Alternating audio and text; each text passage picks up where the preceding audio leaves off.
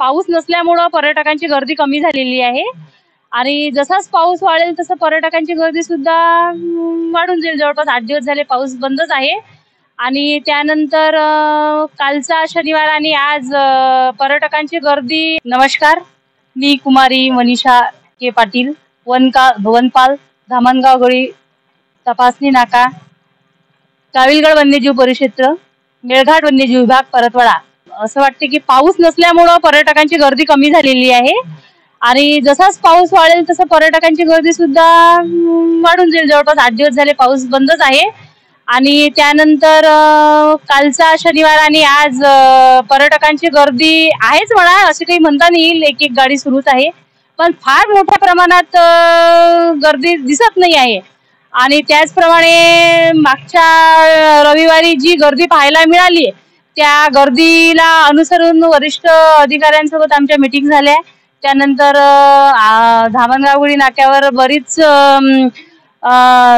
कर्मचारी म्हणजे रोजंदारी मजूर, त्यानंतर पोलीस यंत्रणा, 2 पोलीस अधिकाऱ्यांची ड्युटी इथे लागलेली आहे। त्याचप्रमाणे माझ्या सोबत माझ्या सहकारी, माझ्या परिक्षेत्रातील सरुणा मॅडम वनपाल यांची पण माझ्यासोबत शनिवारी आणि रविवार 2 दिवस ड्युटी लागलेली आहे। त्याचप्रमाणे वरिष्ठांच्या आदेशानुसार बॅरिगेड वगैरे बसवलेले आहे।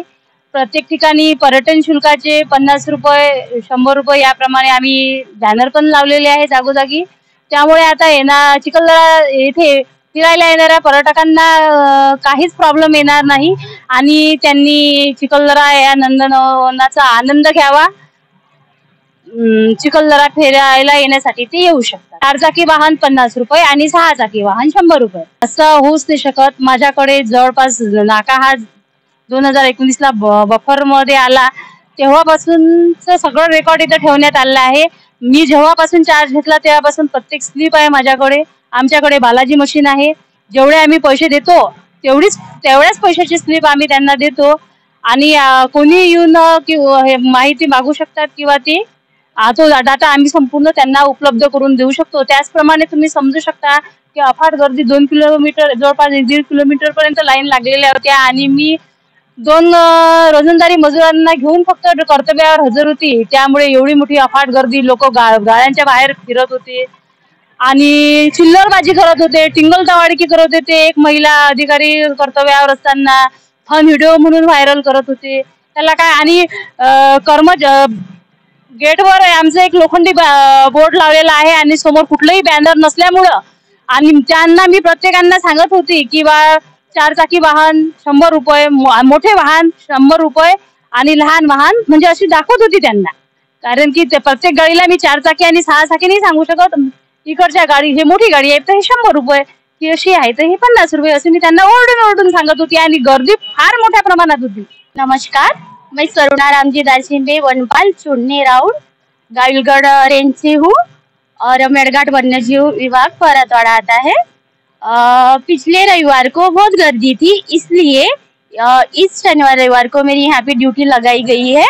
कल मैं सुबह से तो शाम तक की थी पर इतनी भीड़ नहीं थी। पानी की वजह से सर, पानी नहीं आ रही ना, धूप है, इसलिए पर्यटकों को मैं मैसेज देना चाहती हूँ कि मेळघाट की आनंद लेने के लिए आए हैं तो धीरे से जाइए। धामणगांव से चालू हो जाते हैं मेळघाट के भाग ऊपर से, तो धीरे धीरे से जाइए ताकि कुछ ऐसे कुछ घटना ना घटे और आप लोग एंजॉय कर सके मेळघाट की। आज रविवार इस वक्त मौजूद है धामणगांव नाके पे, जहाँ पे यहाँ के जो वरिष्ठ अधिकारी कर्मचारी यहाँ पे इस वक्त हम उनसे बात की है कि आज रविवार होने से काफी पर्यटकों पे कम देखने को मिली है और बार बार उनका कहना ये आ रहा है कि एक महिला होने के बाद में उनके साथ अच्छे से बात करिए, अच्छे से और करिए। चिखलदरा कोई ऐसी घटना ना घटे जिससे कोई किसी को तकलीफ हो। इसी तरह बने रहिए मेरे साथ और देखते रहिए HHN 24 न्यूज़। सैयद हुसैन के साथ धामणगांव नाका।